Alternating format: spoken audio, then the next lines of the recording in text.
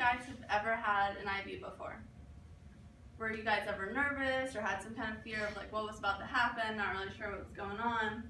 Well, I'm here to hopefully relieve some of that anxiety by showing you guys how an IV is inserted, what supplies are needed, why we use the supplies we do, and also how you guys as patients can help out with that.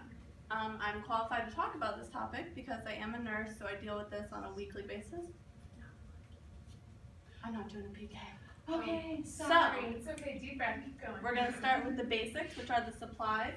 So I have the supplies here. So before a nurse comes into the room to start an IV, she'll gather all her supplies, which consists of a tourniquet, saline flush, or one that hasn't been opened preferably, a chloroprep, or also alcohol swabs, which this is an alcohol swab on a stick, needle, gauze and tape, and then her tubing, or his tubing, and then the dressing to cover it. So first we're going to start with the tourniquet. You want to make sure you tie it tightly around the arm. The nurse does that to stop the blood flow and kind of collect it in the veins. As you can see here, it should allow the veins to kind of plump up. Not always does that happen, so your nurse may ask you to like pump your fist and stuff like that. But then I'm going to clean the site. So I break this, I clean your site. Not only does this chloroprep clean it, I can use it to push down, not being mean, just trying to help that vein pop up a little bit more. It'll help both of us out. And then, after that, I'm going to start feeling for the site. This obviously is visible, you don't gotta feel for that. But some people, their vein is still like this, even with a tourniquet on. So you wanna feel for the site. I may ask you to pump your fist then. That'll help me pump it up. Sometimes I like to close my eyes and kind of feel around, and you can tell that you're on the vein because it has like a feeling of a stretched rubber band. And then after you find the vein that you want to use, you want to figure out which needle. Needles come in a variety of sizes, gauges, which is the width, and then length. The standard length that I prefer to use is a 1 inch. And then in the hospital there's a lot of variety of gauges. It goes from 16, there's 24s, but we primarily on my unit use 18s, 20s, or 22. Goes up by a 2-number system. And the larger the number, the smaller the needle. So you can see the 22 gauge, which is the main one I prefer to use, is a smaller needle compared to this 18 gauge. After you choose which needle you're going to use, then you would like to insert it into the vein.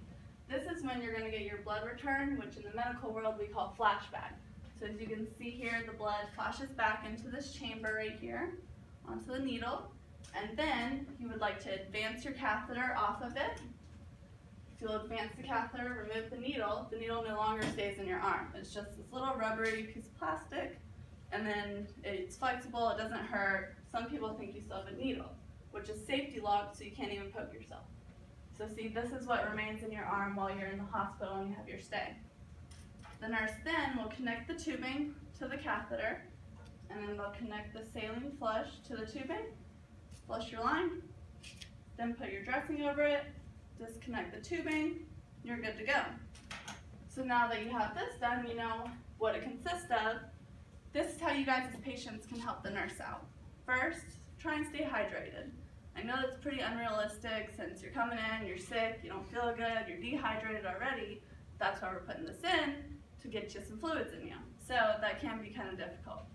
But next thing, try not to be like, oh, I want it here, can you not put it there?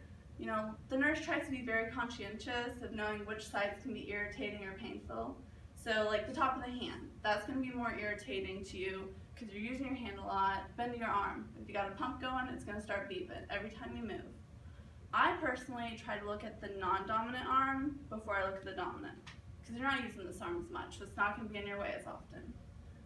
And then lastly, try and stay calm, because whether that means looking away, taking deep breaths, or even just asking questions, if you're a curious person and that makes you feel better, feel free. Go ahead and do that. But the last thing we want you to do is to yank your arm away when we go to stick you. Because no one wants to be, for one, stuck twice because you moved and the nurse missed, or no one wants to be stuck with a contaminated needle, whether that be you with your own blood or me with your blood on it. So just stay calm, and hopefully now that you guys know the steps, the supplies, and what it all consists of and how you guys can help out the nurse.